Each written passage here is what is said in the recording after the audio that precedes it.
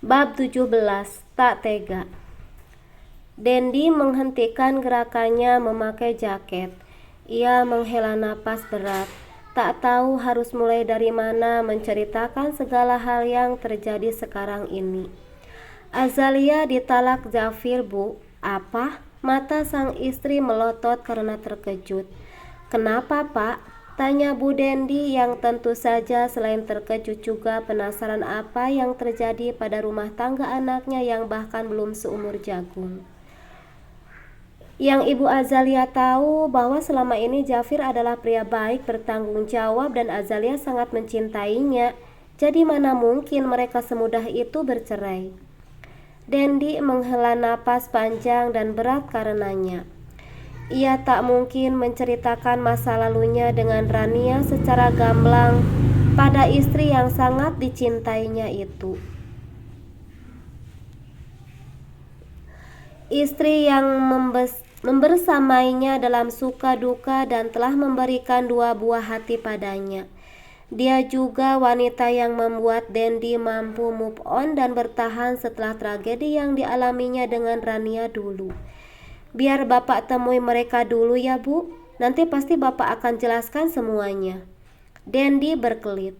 Ia bicara seolah tak tahu duduk masalahnya dan sedang berusaha mencari tahu dengan mendatangi Zafir juga Azalia di kota. Apa Ibu ikut saja, Pak? Barangkali Ibu bisa membujuk mereka agar tidak berpisah dengan begitu mudahnya. Wanita itu punya ide dan gagasan yang membuat sang suami kesulitan menjawab. Begini, Bu. Dendi menggantung kalimatnya. Hal itu membuat ibu 2 anak itu mengerutkan kening.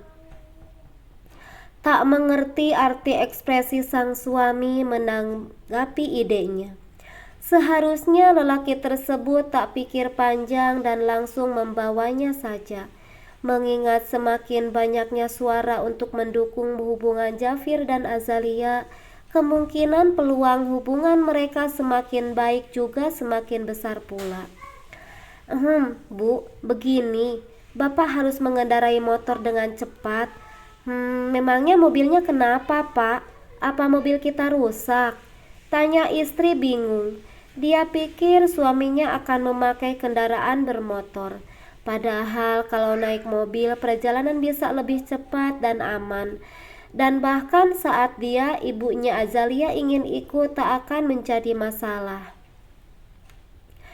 Ya, Ibu tahulah, BBM sekarang naik, Bu. Sayang kalau naik mobil keluar bensinnya bisa sampai 3 kali lipat. Kita kan sesang berhemat. Ibu kan tahu kalau resepsi pernikahan anak kita sudah menguras seluruh isi tabungan, bahkan menyisakan hutang pada saudara kita. Pria itu menjelaskan alasannya kenapa lebih memilih memakai motor saja. Sudahlah, Bu, Ibu istirahat saja ya. Bapak juga enggak mau Ibu kecapean lalu sakit. Insya Allah semua akan baik-baik saja. Sebaiknya Ibu berdoa yang terbaik agar Allah memberi solusi terbaik untuk masalah ini. Dendi menepuk kedua bahu sang istri, yang kemudian disambut dengan helaan berat oleh ibunya Azalia. Lagian, kalau Ibu ikut, Bapak takut masalahnya justru akan makin rumit. Karena Bapak tahu Ibu pasti akan membela Azalia apapun yang terjadi. Dendi menyambung kata-katanya.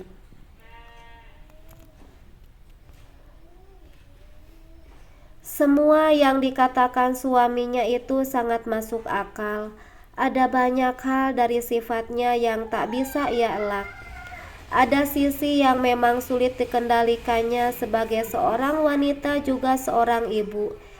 Ya, sudah Bapak berangkat dulu ya, Bu. Dendi tak mau membuang kesempatan untuk meninggalkan istrinya kalau wanita di depannya itu terdiam dan tampak berpikir dalam. Ibu Azalia akhirnya menyerah. Ia tak diberi kesempatan untuk merengek ikut bersama sang suami. Wanita paruh baya yang hanya mengenakan daster itu pun mengikuti langkah sang suami yang bergerak ke arah depan di ruang bagasi di mana ia memarkirkan mobil dan juga motor satu-satunya yang tersisa di rumah itu. "Hati-hati ya Pak," pesan Ibu Azalia seiring motor yang sudah dijalankan mundur menjauh agar bisa keluar pekarangan rumah tanpa menggores badan mobil yang diparkir di belakangnya.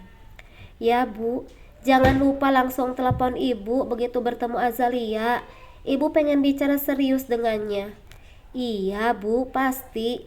Sang suami menimpali sembari memutar kunci sampai terdengar suara deru motor. Tak lama motor itu pun merangsak menjauh meninggalkan Ibu Azalia yang berdiri di depan pagar. Setelah bayangan suami menghilang di ujung jalan, ia pun menutup pagar tersebut dan menguncinya. Lupa bahwa selama ini selalu saja gelisah kala suami tak kunjung pulang dan Ibu Azalia harus melewatkan malamnya sendiri.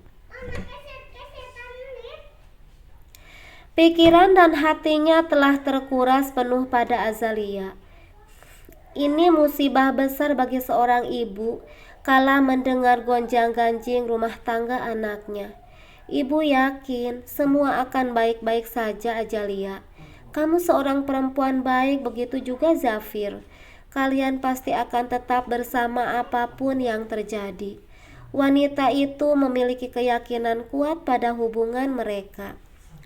Baginya, ia hanya ujian yang pasti akan dialami setiap mereka yang berumah tangga. Siapa yang mau menghadapi dengan kepala dingin dan memperbaiki komunikasi pasti bisa melewatinya. Begitu juga Azalia yang dia kenal memiliki sisi dewasa. "Ya Allah, hamba mohon jangan pisahkan Azalia dari Zafir, pria yang sangat dicintainya," ucapnya. Ia tahu bahwa Azalia pasti akan hancur lebur hatinya jika benar-benar berpisah dari pria itu. Di perjalanan, tangan Dendi yang sudah mulai dipenuhi kerut menarik gas semakin dalam. Namun, pikirannya kembali kacau setelah berpisah dan tak ada sang istri di sampingnya. Dia tahu bahwa ini akan menjadi akhir hubungan Azalia dan Zafir. Sebesar apapun upayanya untuk datang dan bicara pada mereka, "Aku masih tak percaya jika Zafir adalah anak Nia. Dan aku tidak menyangka kalau hari itu dia mempertahankan bayi dalam kandungannya." Pria itu mengeluh. Kini masa lalu berputar di kepalanya. Bagaimana dia dan Nia yang saling mencintai, hubungan mereka ditentang oleh keluarga Nia yang kaya raya. Mereka sampai nekat membuat rencana agar Nia hamil lebih dulu. Hubungan yang sangat mereka hindari, mereka lakukan dengan takut-takut. Malam yang mereka lewati penuh kerinduan dan bayangan malapetaka. "Bagaimana Zaf?" tanya Afif yang gelisah melihat Zafir. Sepupunya itu tidak juga bicara dengan orang di ujung telepon yang dihubungi sedari tadi. Zafir menggeleng, tidak diangkat. "Apa kita perlu bicara pada Tante Rania juga?" tanya Afif kemudian. Zafir menoleh, matanya melebar seolah terkejut begitu nama sang mama disebut. Dia lupa kalau tadi terpaksa pergi lantaran hatinya tak enak melihat Deandra ada di rumah sakit. "Ada apa?" Afif curiga melihat ekspresi Zafir. Ia seperti sangat terkejut mendengar nama sang mama disebut. Begitu juga Azalia. Sejenak ia melupakan apa yang menimpa dirinya sendiri dan ingin tahu apa yang terjadi pada mama Zafir. "Mama tadi koma di rumah sakit, Viv," sahut Zafir dengan ekspresi panik bangkit dari duduknya. "Apa? Kenapa kamu tak mengatakannya sejak awal?" tanya Afif yang sontak merogoh ponsel untuk menghubungi kedua orang tuanya dan memberitahu mereka. Azalia menutup mulut dengan kedua tangannya karena terkejut. Ia merasa bersalah, berpikir jangan-jangan karena hubungannya dan Zafir yang membuat wanita itu mengalami penyakit berat seperti sekarang. Namun, di sisi lain Azalia juga tiba-tiba merasa sedih dan kesepian. Dua pria itu melupakannya. Jika sekarang yang dihubungi Afif adalah orang tuanya, bagaimana nasibnya nanti kalau bertemu dengan mereka? Apa itu artinya mereka akan bertemu dengan Azalia dan rencana mereka akan gagal begitu saja?